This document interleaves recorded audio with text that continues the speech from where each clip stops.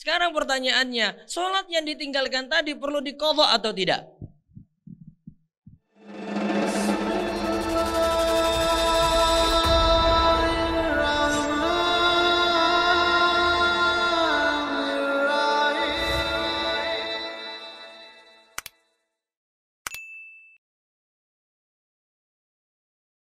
Baik, balik tadi. Tadi ada amalan doa, sedekah, terus bayar utang puasa, bayar nazar. Yang kelima tadi apa? Bayar badal haji atau umroh.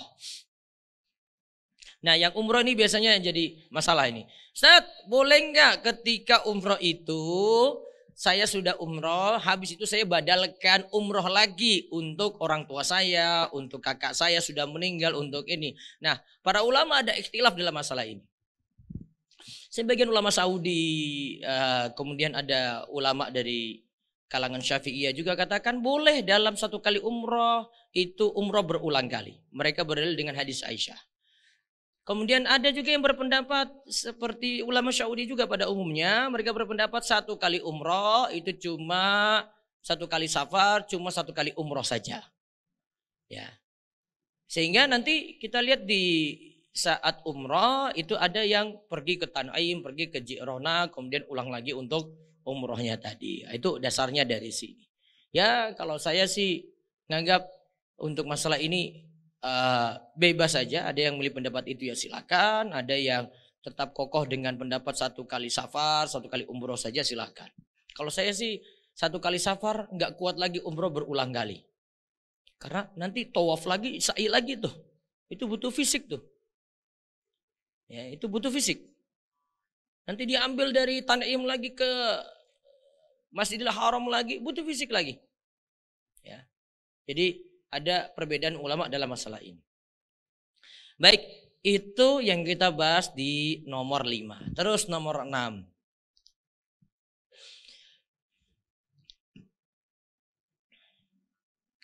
Harta.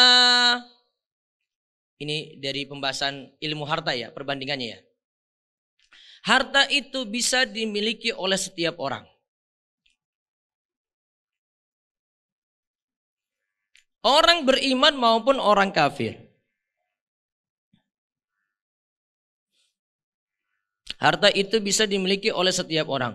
Orang beriman maupun orang kafir.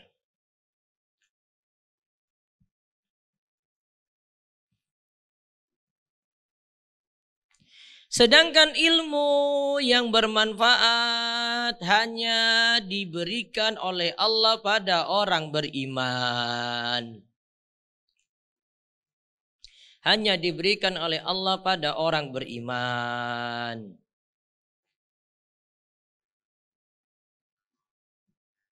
Ini menunjukkan harta itu nikmat umum. Ilmu itu nikmat khusus, nikmat spesial, nikmat yang diberikan pada orang yang Allah cintai, yang Allah ridhoi. Sedangkan harta itu nikmat yang Allah bisa beri pada siapapun. Di sini tidak pandang orang itu sholat atau tidak. Harta itu diberikan tidak pandang orang ini taat pada Allah atau tidak. Ini tidak dilihat apakah dia itu rajin ibadah atau tidak. Pokoknya harta diberikan kepada siapapun. Sehingga kalau ingin mendapatkan nikmat yang khusus, selain kita punya harta, dalami ilmu agama lagi. Sehingga tahu nantinya ilmu itu lebih spesial. Sehingga dia bisa manfaatkan hartanya juga ke jalan yang benar. Itu poin yang ke-6. Terus yang ke-7. Perbandingan ilmu dan harta tadi. Kalau mau bagus toh Pak, Bu. Itu bikin tabel perbedaan. Ilmu sisi kiri atau ilmu sebelah kanan, harta sebelah kiri gitu loh. Oh, nanti tahu itu perbedaannya gimana. Ini Ibnu Qayyim lagi bahas perbedaan semua nih. Ya. Tapi kayaknya yang bisa buat catatan kayak gini cuma ibu-ibu. Bapak biasanya rata-rata aja gitu. Ibu-ibu itu ada kreasi-kreasinya itu mereka buat. Iya enggak? Betul enggak catatan Bapak? Coba lihat aja catatan Bapak itu. Rata-rata aja itu. Lihat nomor 7. Ilmu itu dibutuhkan oleh para raja dan bawahannya.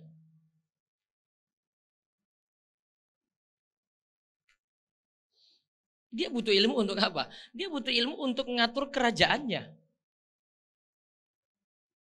Dia butuh penasehat untuk ingatkan dia. Penasehat tentu dari orang berilmu, orang bodoh dia nggak mau. Dia butuh orang untuk ngatur manajemen kerajaan. Dia butuh orang-orang khusus untuk ngatur keuangan. Itu dia butuh ilmu namanya. Sedangkan harta itu dibutuhkan oleh orang fakir miskin. Fakir miskin itu sangat butuh harta.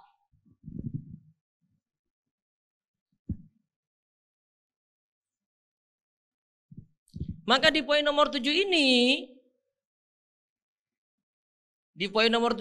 menunjukkan bahwa para raja, orang-orang yang punya kuasa, memang sangat-sangat butuh orang-orang pintar. Termasuk orang ahli agama. Dia sangat butuh itu. Sedangkan kalau dari sisi harta, orang-orang fakir, orang-orang miskin sangat butuh pada harta tersebut. Untuk penuhi kebutuhan dia. Karena kebutuhan pokoknya sendiri itu tidak terpenuhi. Apa perbedaan fakir dan miskin? Apa Pak? Mana yang lebih susah? Hah? Apa bedanya? Iya, lebih susah fakir. Kenapa? Fakir nggak bekerja. Ya. Miskin?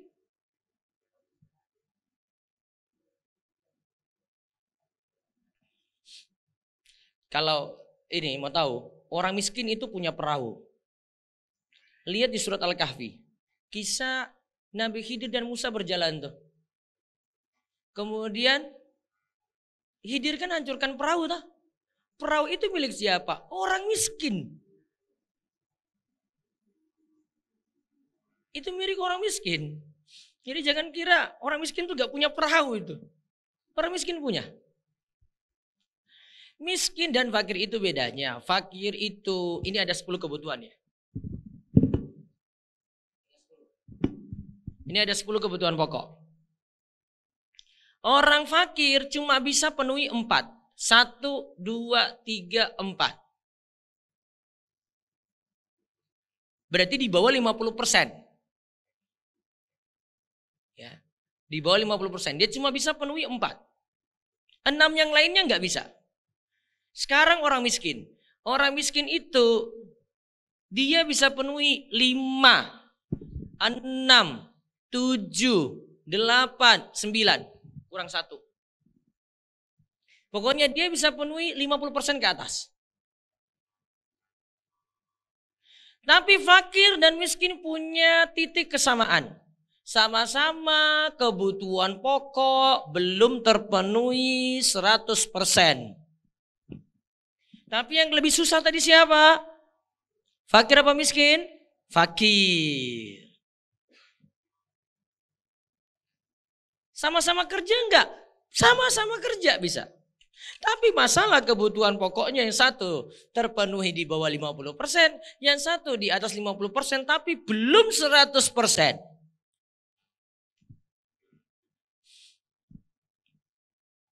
Nah, orang-orang fakir miskin ini mereka butuh pada harta tadi untuk penuhi kebutuhan mereka. Maka dari sisi pemenuhan kebutuhan itulah perbedaan untuk ilmu dan untuk harta tadi. Terus yang ke-8.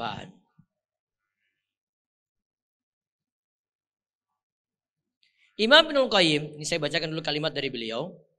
Beliau katakan, hati itu jadi mulia, tenang, bersih dengan adanya ilmu.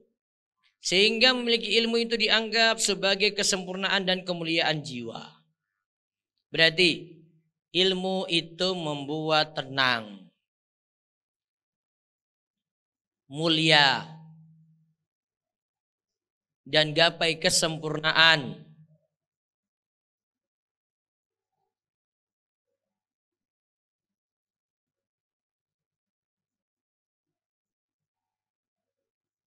Terus sekarang harta.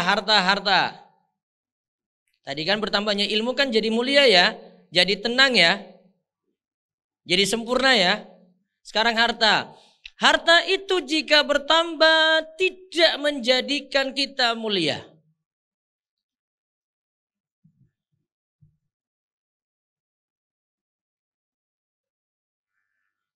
Malah muncul sifat-sifat jelek seperti rakus,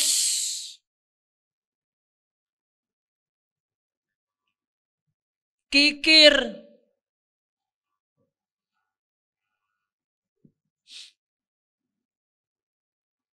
kikir itu apa? Pelit. Bahasa Jawanya itu medit.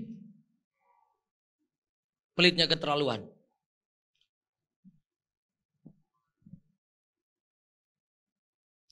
Maka sifat-sifat jelek yang muncul, ya. Ingat, sifat-sifat jelek yang muncul bukan sifat-sifat yang baik. Itu dari sisi harta. Kalau ilmu bertambah, kita jadi sempurna, akhlak kita jadi bagus, kita makin mulia, hidup jadi tenang. Sehingga di poin nomor 8 ini, kompromikanlah harta itu dengan ilmu. Kalau cuma sekadar memiliki harta, akhirnya jadi rakus, akhirnya jadi kikir, akhirnya jadi pelit, akhirnya jadi medit tadi. Biar tidak memiliki sifat ini gimana? Tambahkan ilmu di situ, ilmu masuk. Oh, dia tahu nih, punya harta ini untuk apa? Terus nomor 9.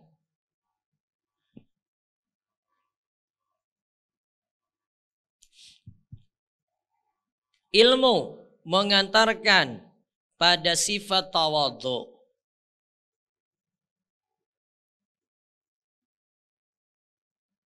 Tawadhu itu apa? Rendah hati, tidak sombong.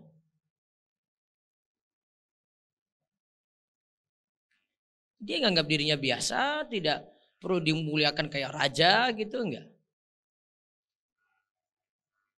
Untuk dia ya, kalau orang lain yang memuliakan itu beda lagi gitu. Sedangkan harta kebalikan dari itu. Harta itu mendatangkan sifat lawan dari tawadhu. Apa lawan dari tawadhu?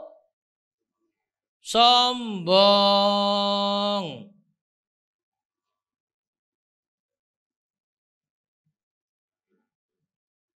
Sifat tawadhu itu sifat hamba Allah sejati. Sifat sombong itu sifatnya muluk, sifatnya para raja. Beda tuh. Jadi kalau ingin jadi orang tawadhu, walaupun punya harta, tambahkan ilmu di situ sehingga pandai untuk bersikap. Tidak perlu dia menyombongkan diri dengan hartanya.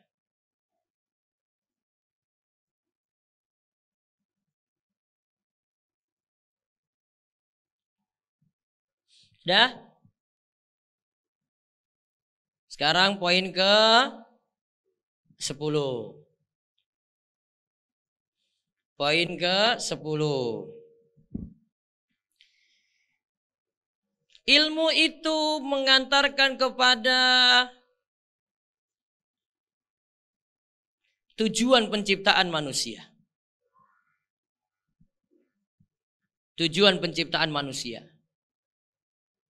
yaitu menghambakan diri kepada Allah.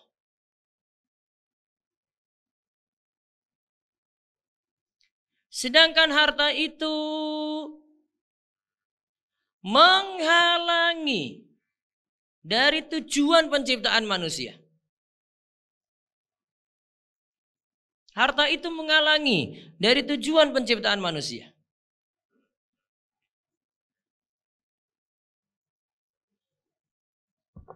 Kadang orang yang punya harta cenderung lebih malas ibadah dibandingkan dengan orang yang orang nggak punya harta. Coba aja lihat para tokoh kalau lagi ngomong gitu ya. Coba lihat, dengar kalimat saya ini. Kalimat tokoh ini ada sesuatu yang mengganjal di sini. Tanya, Pak, biasanya bangun pagi jam berapa? Oh, saya bangun pagi tergantung ada acara. Ya. Kalau acaranya pagi ya saya bangun pagi sekali ya. Kalau acaranya agak siang ya saya bangun siang. Apa yang salah di sini?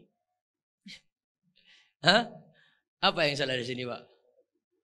Hah? Apa yang salah di sini, Bapak? Hah? Kalimat ini menunjukkan dia sholat subuh atau tidak? Saya nggak percaya deh. Karena dia sudah sebut sendiri. Saya bangun pagi itu ya kalau ada acara. Kalau tidak ada acara ya sudah, saya tergantung itu ada acaranya jam berapa.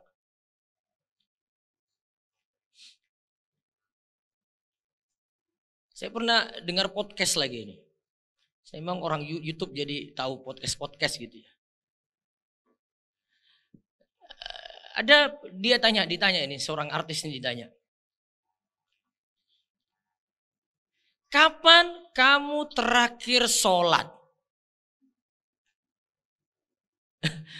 Mau dengar jawabannya sudah buat tertawa nih. Dia jawab, sepertinya 2019 lalu. Itu pun sholat Idul Adha. Diajak anak saya. Ada yang salah? Yakin dia sholat terus, Pak? Dia bilang sendiri kan, sholat paling terakhir 2019.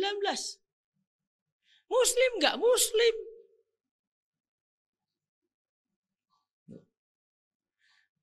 Umumnya kalau dengan harta dia tidak punya ilmu agama, sudah ibadah lupa.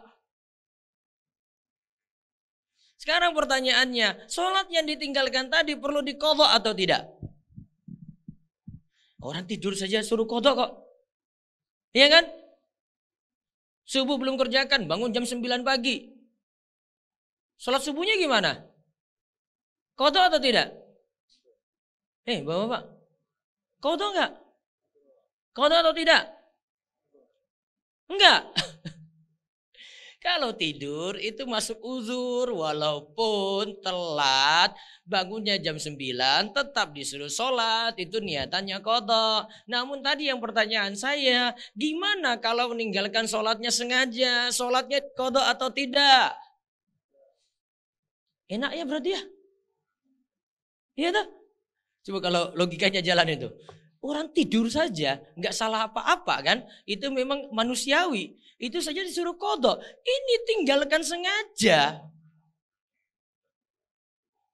Tinggalkan sengaja loh ini. Masa tidak qadha?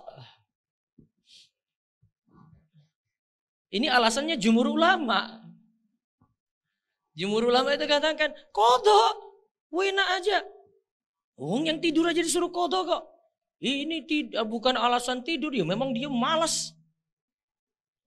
Namun sebagian ulama seperti Syekh Ibnu Utsaimin, ulama belakangan itu katakan, kalau sudah lewat batasan waktu dia tinggalkan dengan sengaja, tidak perlu ada qadha, kewajibannya taubat. Kewajibannya taubat. Kalau saya lebih cenderung pada pendapat Syekh Ibnu Utsaimin ini. Karena kalau mau disuruh qadha pun, coba lihat tadi, dari 2019. Hitung aja berapa sholat? Hah? Hitung aja itu berapa sholat tuh? Nih sholat zuhur nanti ini ya. Ini sholat yang sekarang ini. Terus Ustaz, saya sholat zuhur lagi Ustaz. Kenapa? 2019 di tanggal yang sama saya itu belum sholat. Terus nanti besok lagi di tanggal yang sama saya juga belum sholat. Dia qadha lagi itu. Mungkin bisa langsung 5 kali gitu, karena 5 tahun misalnya.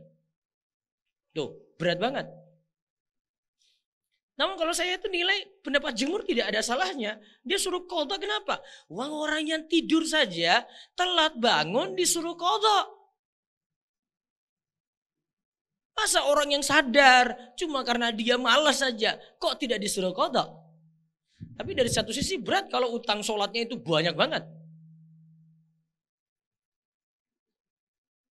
Nah, kembali ke nomor 10, itulah Perbedaan ilmu dan harta. Yang satu mengantarkan pada tujuan penciptaan kita, yang satu menghalangi dari tujuan penciptaan.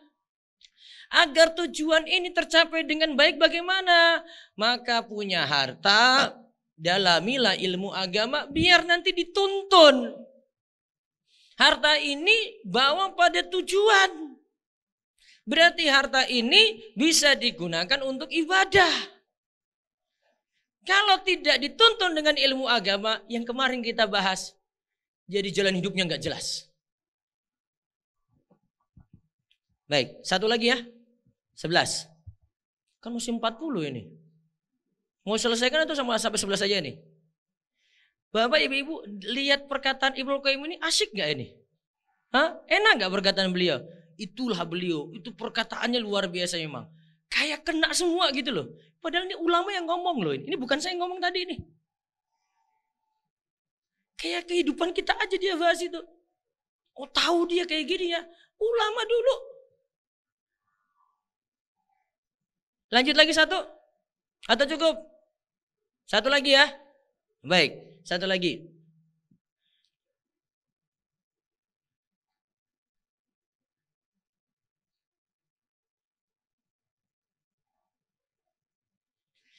Ibnu Qayyim katakan berikut ini, saya bacakan dulu.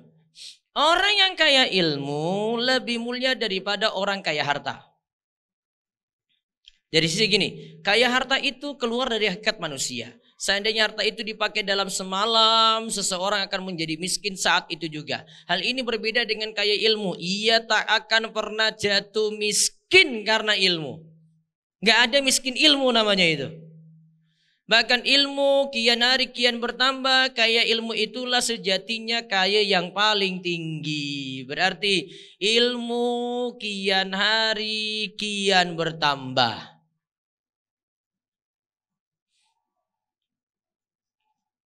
Sedangkan harta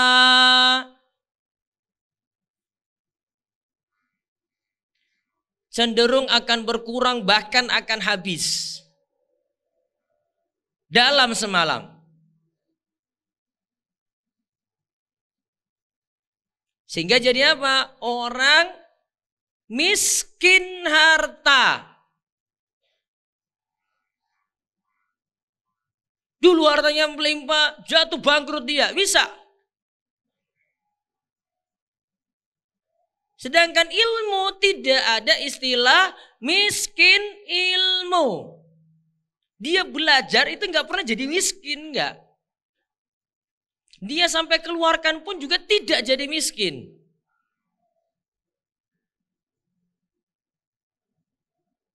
Satu lagi nih, ini bagus nih, nomor 12 nih.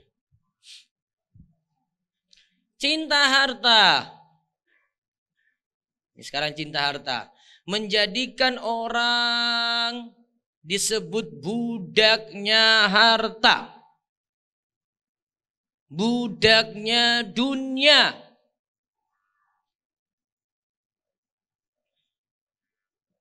Nabi SAW sebutkan Ta'isa Abdul Dinar, Ta'isa Abdul Dirham, Ta'isa Abdul Khamilah, Ta'isa Abdul Khamisah.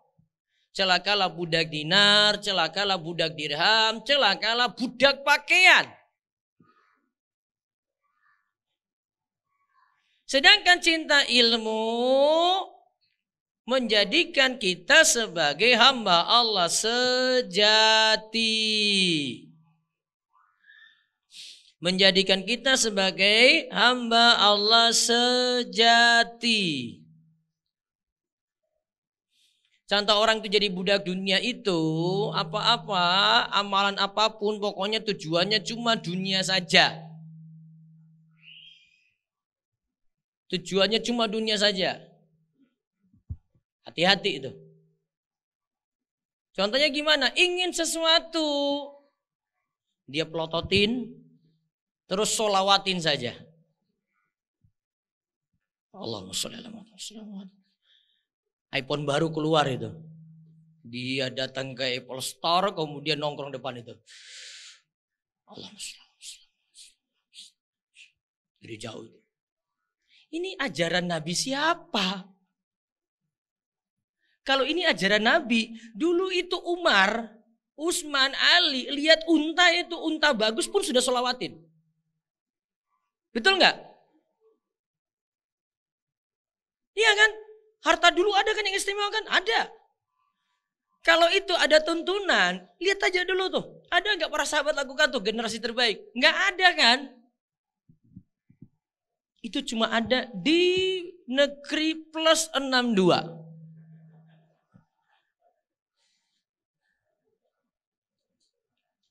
Lihat aja ada orang Arab kayak gitu gak? Ada orang Arab kayak gitu gak?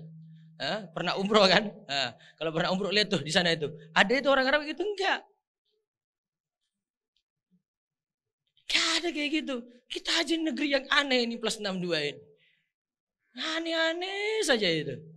Terus kalau sudah dapat diviralkan lagi. Gimana anak muda enggak tergiur kayak gitu. Malas kerja cuma sholawatin aja coba. Kerja juga enggak. Kenapa jadi budak harta kayak gitu? Gak pernah dilakukan oleh generasi terbaik dari dulu tuh. Jawabnya simpel aja. Mana generasi terbaik pernah lakukan? Gak ada kan? Para sholawat tuh kalau para sahabat inginkan, saya dapat syafaat Nabi nanti besok di hari kiamat. Itu kan paling tinggi. Ini cuma dapat iPhone keluaran terbaru. Ini cuma dapat MacBook. Kau bandingkan dengan balasan di dunia saja gitu loh. Jauh. Wallahu a'lam bishawab. Sudah poin berapa? 12. Hah? 12. 12. Masih berapa lagi berarti? 28. Mudah-mudahan selesai. Amin. Masya Allah, tidak berasa sudah ada. Soalnya saya jarang bahas selesai. Kemarin saya di Bandung itu nggak sampai selesai. Ya, padahal saya ngisi 2 jam berturut-turut tuh. Saya nggak istirahat tuh nggak. 2 jam berturut-turut saya ngomong aja itu. Ternyata sudah 2 jam. Sampai berapa saat? Itu baru sampai 20. Masya Allah. Itu 2 jam itu loh. Kalau saya yakin selesai. Amin. Kalau selesai insya Allah nanti tentram hidupnya.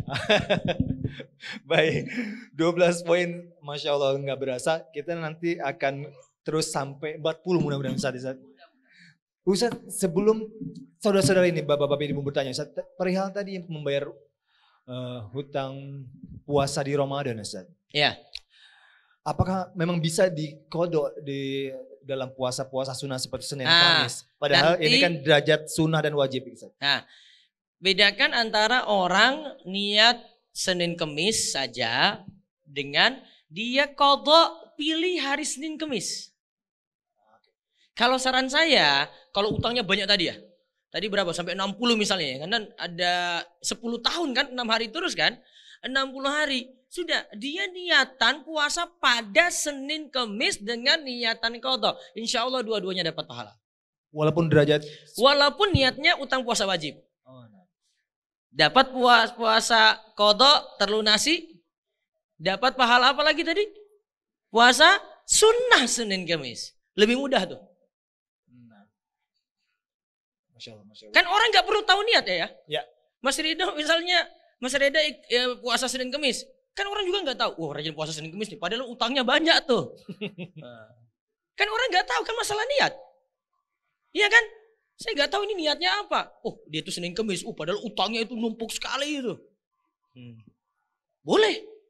Dengan niatan kodok puasa. Walaupun hari Senin Kemis. Masya Allah. Siap Ustaz. Masya Allah. Jazakallah khairan. Baik bapak-bapak yang ingin bertanya. Orang yang apa? Dalam beramal itu perlu ilmu. Ya. Ya. Saya membandingkan ini orang yang menggali kubur kata Ustaz dengan lebih besar pahalanya orang yang hanya mengangkat takbir pada saat dia salat jenazah daripada orang yang menggali kubur yang menggali kubur artinya ada pahala untuk orang yang mandikan. Ada pahala lagi untuk orang yang kafani.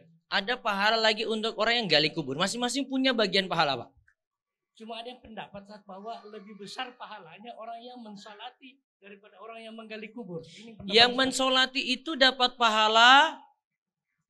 Kalau cuma nyolatkan aja yang nggak ikut ke kubur ya 1 kirot. 1 kirot. Ya kan? Tapi itu kan pahalanya untuk dia sendiri kan?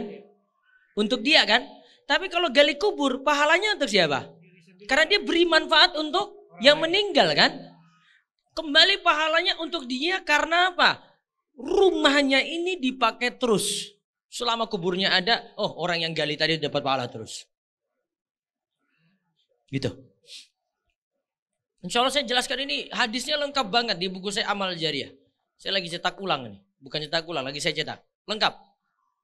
Bahasan itu. Kapan-kapan kalau mau dibahas itu lebih lengkap lagi. Ya. Baik, jadi mensolati 1 kirot. Mensolati 1 kirot. Kalau saya mensolatkan terus ikut ngantar ke kuburan 1 kirot 2 lagi. kirot. Kalau tambah lagi dia yang gali kuburnya. Dia gali kuburnya berarti dapat pahala 2 kirot plus amal jariah. Rumahnya dipakai terus. Makin banyak tuh. Apalagi dia borong semua. Mandikan. Apalagi tadi? Nyolatkan. Itu biasanya kerjaan kalau di kampung itu Pak. Namanya Mbah Rois. Mbah Kaum. Di beberapa kampung itu ada tokoh tertentu yang ngurus itu. Itu borong semua namanya Pak. Nyolatkannya giliran dia, ngafani ya dia, yang masukkan kubur juga dia, gali kubur juga nanti dia mimpin gitu. Dia dapat pahala semuanya itu. Luar biasa itu kerjaannya Mbah Rois. Tuh. Dan 1 kirot itu hitungannya gimana, Ustaz? 1 kirot itu hitungannya datang cuma layat nyolatkan. Bukan datang cuma ngobrol-ngobrol, iya siu saya pulang dulu ya. Enggak. Datang nyolatkan, terus dia pulang. Kalau datang nyolatkan terus ngantar, dia ikuti ke kuburan untuk proses penguburan 2 kirot. Kalau dia cuma ngikut di jalan aja ya terus saya pulang ya, enggak sampai 2 kirot berarti. Itu. Beda ya. Memandikan Pahalanya sendiri lagi Pak. Ntar saya bacakan hadisnya aja deh. Soalnya temanya nggak sampai situ tapi kok saya bahas sampai situ itu loh. Iya. ilmu, Ustaz. Bukan maksudnya kadang saya bablas-bablas aja itu ngomong gitu loh. Jadi jamaah pada nanya lagi. Nah ini ada nih. 1 kirot itu gunung Uhud ya, Ustaz? 1 kirot itu 1 gunung Uhud. Gunung Uhud itu permisalan ya, gunung yang besar. Gunung Uhud kan 8 km. Panjangnya itu. Nah ini nih. Saya bacakan hadisnya aja biar jadi penggali kubur nanti semuanya besok ya. Soalnya kadang gali kubur nih orang nggak perbuatan cuma gali kubur aja kok. Nah ini nih. Barang siapa memandikan jenazah. Ini hadis riwayat Al-Hakim. Dan ia menyembunyikan aibnya. Kan jenazah itu kan kita nggak boleh beritahu orang kalau dia punya aib apa kan. Nah, dia sembunyikan aibnya. Niscaya dosanya diampuni sebanyak 40 kali. Ini pahala untuk siapa? Orang yang mandikan. Terus yang kedua. Barang siapa mengafani jenazah. Niscaya Allah akan memakaikan kepadanya kain sutra. Yang halus dan tebal nanti di surga. Terus yang ketiga, barang siapa menggali kuburan untuk jenazah dan ia memasukkannya ke dalam kuburan tersebut, maka ia akan diberi pahala seperti pahala membuat rumah yang jenazah itu ditempatkan di dalamnya sampai hari kiamat. 3 orang berarti itu? Yang apa tadi pertama? Memandikan. Ampunan 40 kali kan? Yang kedua mengafani, dapat pakaian sutra kan? Dari surga. Yang ketiga yang menguburkan, yang bukan menguburkan, menggali kubur karena dia membuat rumah dan rumah ini dipakai sampai hari kiamat, pahala ngalir terus ke dia. Masya Allah. Nanti kapan-kapan Muflen bikin daurah akamu janais, Ustaz. Ya. Kalau ini saya khusus bahas amal jariah. Tentang amal-amal jariah saja. Wow, Masya Allah. Siap, terima kasih Bapak atas pertanyaannya, jadi tambah ilmu kita. Yang lain? Bismillahirrahmanirrahim. Assalamualaikum warahmatullahi wabarakatuh. Waalaikumsalam warahmatullahi wabarakatuh. Dengan Pak siapa? Dari Abu Rayyan dari Tangerang, Ustaz. Dari Tangerang. Bintaro ya? Ya. Yang pertama kali atau berapa kali di Muflen? Yang kedua. Oh yang kedua, Oke. Masya Allah. Silakan Bapak. Afwan Ustaz, ini kan tadi kita sudah bahas terkait keutamaan ilmu ya Ustaz ya. Nah kalau pertanyaannya gini Ustaz, kalau untuk idealnya mungkin menuntut ilmu kan mungkin kita punya yang rutin bahas kitab gitu ya Ustaz ya, hadir ke majelis ilmunya gitu. Cuman kalau untuk pekerja itu kan kadang agak sulit mengatur jadwalnya gitu Ustaz. Jadi kadang untuk menuntut ilmu tuh tematik gitu Ustaz. Hadir ke kajian yang ketika ada jadwal kita hadir, ketika kita berhalangan kita nggak hadir gitu. Nah, kalau kita memenuhi kebutuhan orang yang tadi mengurusi jenazah Ustaz. Jadi misalnya orang itu ya dia yang rutin memandikan, menguburkan. Nah, kita tidak melakukan itu tapi kita mensupport dari sisi Dapat pahala dari situ kebutuhan berarti. pokoknya dia. Dapat pahala Dapat dari juga situ. ya, Ustaz. Dapat bagian pahala dari Syukran situ. jazakallahu khair, Ustaz. Ya. Itu Nah, pertanyaan terus kedua. yang pertama tadi itu masih lebih mending bagi orang yang super sibuk. Saya kalau mau bagi itu, penuntut ilmu itu ada macam-macam. Tiap orang kondisinya beda-beda. Ada yang penuntut ilmu itu fokus dia belajar bahasa Arab sampai bisa baca kitab, kemudian dia kaji kitab rutin dengan buku bahasa Arab. Itu lebih tinggi itu. Karena dia bisa mandiri. Ya. Tapi untuk belajar bahasa Arab pun berat. Ya, kaidahnya itu berat. Terus yang kedua, orang yang berusaha rutin ngaji, tapi pokoknya buku apa yang dibahas, dia bawa buku itu, walaupun terjemahan. Ada tipe kayak gini lagi. Itu masih lebih mending. Ada yang ketiga, selonggarnya dia. Kalau Bapak tanya, apakah itu sudah bisa mengobati penyakit hati? Bisa. Yang penting dia ingin ikut kajian apa gitu loh. Dengan ilmu apapun yang masuk itu buat dia istiqomah. Tapi kalau orang ingin sampai ke tingkatan lebih tinggi, ya dia kuasai bahasa Arab. Itu lebih membuat ilmu dia terjaga gitu loh. Apalagi kalau sempat ngajarin. Tapi keadaan orang, tiap orang itu beda-beda, nggak bisa dipaksakan. Saya mau suruh para pekerja yang rutinitasnya 1 pekan tuh full gitu. Suruh belajar bahasa Arab, setengah matinya bukan main. Karena tahu keadaannya itu bagaimana kalau ini. Tapi saya memang ada program untuk itu juga. Alhamdulillah yang ikut tuh ibu rumah tangga, para pekerja. Bahkan saya kemarin sempat umroh terus ada pramugara, laki-laki ya. Ketemu saya di pesawat, saya naik pesawat Garuda tuh. Ustaz, saya murid Pak Ustadz di kajian online, saya ikut bahasa Arab. Hah? Ikut bahasa Arab? Sempat-sempatnya pramugara ikut. Karena saya nganggap ini orang yang pintar luangkan waktu, saya bilang. Karena rutinitas kalau dengan saya bahasa Arab itu 1 pekan 6 kali. Saya mohon maaf yang tadi pagi saya pergi itu, saya keluar, saya buka Zoom lagi itu. Saya harus ngajar bahasa Arab lagi. Di antara tujuan saya ngajar itu, biar ilmu bahasa Arabnya mungkin. Saya ingat terus gitu loh. Dan saya nggak mau lepas itu. Karena kayaknya kalau saya tidak ulang lagi, ada yang lupa gitu loh. Saya harus ngulang ngajar lagi. Ilmunya biar nyantol terus. Nah, kita butuh belajar untuk kayak gitu. Jadi tergantung tiap orang masing-masing. Yang penting luangkan waktu. Minimal kalau tidak jadi orang yang belajar tadi, minimal cinta ilmu deh. Kalau enggak, senang muter-muter kajian gitu aja dulu. Saya enggak paksakan harus ngikut rutin gitu, bahas kitab selesai, enggak juga. Kalau ada waktu untuk bahas selesai, walhamdulillah itu. Ya. Tapi kan orang bahas kitab selesai tujuannya bahas apa dulu kan? Itu juga tergantung pelajarannya apa. Nah, itu tergantung kebutuhan kita. Maka untuk para pekerja yang super sibuk, saya sarankan kalau mau belajar sesuai kebutuhan. Saya kebutuhannya apa sih? Oh, Ustaz, saya ini kurang baca Quran benar. Oh, saya perbaiki itu dulu. Fokus ke situ. Oh, Ustaz, saya ini kurangnya fikih ibadah saya ini masih kurang banyak. Saya nggak tahu masalah-masalah hukum rukun sholat. Saya nggak tahu syarat sholat itu apa, sunnah sholat itu apa, cara sholat yang benar gimana. Fokus ke situ dulu. Bapak tidak dipaksakan harus belajar. Wah, di masjid kompleks saya ini belajarnya itu Sahih Bukhari. Enggak, Bapak nggak disuruh di situ. Justru kalau belajar itu terlalu tinggi. Ada yang sederhana-sederhananya sih penting. Kita pelajari yang penting saja untuk kebutuhan kita. Saya nanti pakai ilmu ini terapkan sehari-hari. Nah, itu tujuan kita itu. Itu lebih bagus. Ya. Semoga Allah mudahkan.